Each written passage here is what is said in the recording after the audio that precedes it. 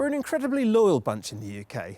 In a recent survey by Practical Caravan magazine, 98% of respondents said that they bought British. Why is that? Well, it's pretty simple, and a large part of the reason is this, the door. On this German Hymer Nova GL 590, it's on the offside, what we would consider to be the wrong side. There's a couple of other small problems. This power point is very high up and it's on the awning side. Likewise, the toilet cassette has to be emptied through the awning side. Not brilliant if you've got guests around for dinner. Otherwise though, it's a really, really lovely van. It looks pretty good. I love the solidity of it. The build quality is fantastic. The grab handles feel super secure, and there are some really great details, such as this fold-out step, no carrying around a big plastic item. And do you know what? Inside, it's even better. I just love the subtle finish in here, and it's full of really interesting touches, such as this floating wall opposite the kitchen. And behind it, there's the perfect place to put your coat. For 2015, Hymer is looking to push on in the UK market, and it's doing it with vans like this. The 2015 590 has a transverse island bed and an end washroom across the back of the van. It's just the kind of layout that everyone's buying at the moment from the British manufacturers. But of course, the feel is really quite different. The front lounge is fantastic. It's so roomy. You could seat 6 around here quite comfortably. Perhaps not with this table in place, but the table itself, just like everything else in the van, feels superbly over-engineered. It's not some flimsy folding item. At night, the telescopic system means that it drops down, you can slide the cushions down, and it makes up a really good-sized double bed. In the day, the lounge area is beautifully bright and airy, largely thanks to that large panoramic window. There are also some really cool touches. Reach behind here, and built into the cushion is a good-sized cup holder, perfect for placing your G&T so it doesn't get knocked over by the kids. Now, moving over to the kitchen, the first thing that strikes you is these brilliant drawers. They're really large and they've got little positive catches to stop them sliding open when you're on the road. The other thing though is a bit of a negative. There's very little food prep space here. Unless you've got the lid down on the separate oven and grill and hob, you really won't have anywhere to cut up your veg. That said, you can't argue with the quality of the fixtures and fittings in here. I particularly like this stainless steel sink and the Dometic Tower fridge freezer, which takes up less floor space but it still keeps a really good sized fridge.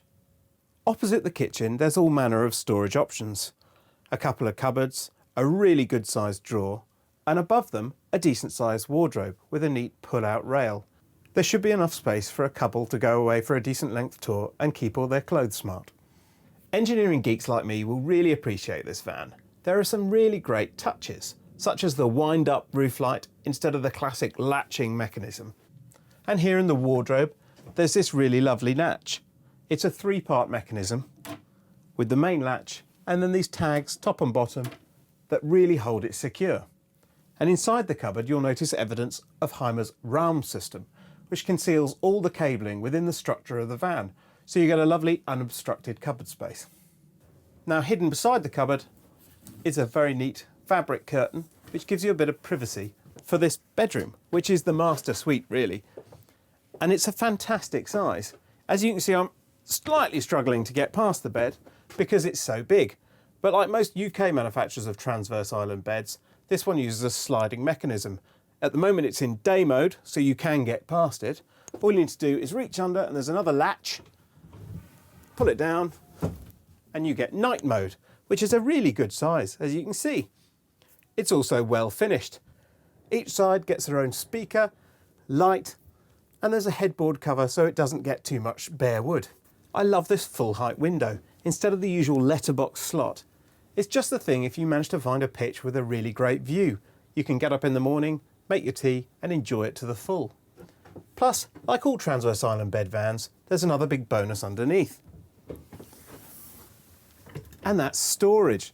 There's a huge space here and there's even a really deep door to access it. So you can get all your Wastemaster and Aquaroll in and out without having to lug it through the van. Perfect. And that just leaves us the bathroom. It is a bit narrow in here, but that's pretty much where my criticisms end. These hooks are really sturdy. They're not the usual flimsy break off in your hand jobs. There's 2 good sized cupboards.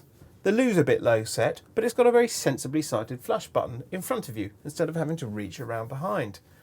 There's a decent sized sink and a really classy finish. I love this sort of faux tile effect.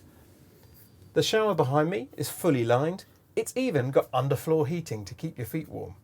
I think it's fair to say I'm pretty keen on this van. So where do I sign? Well, hold on a sec. There are a couple of things we haven't mentioned yet. Weight and price. With a shipping length of 8 metres and a width of 2.4 metres, this thing was never going to be light. But its NTPLM is knocking on 1900 kilos, which means you're going to need a big old 4x4 to haul it along. It costs more than £29,000 in the UK, even in standard form. But for that, you do get pretty much everything you would expect, from the huge panoramic front window to Aldi wet central heating. It may not quite be the Rolls-Royce of caravans, but perhaps more like the Mercedes S-Class.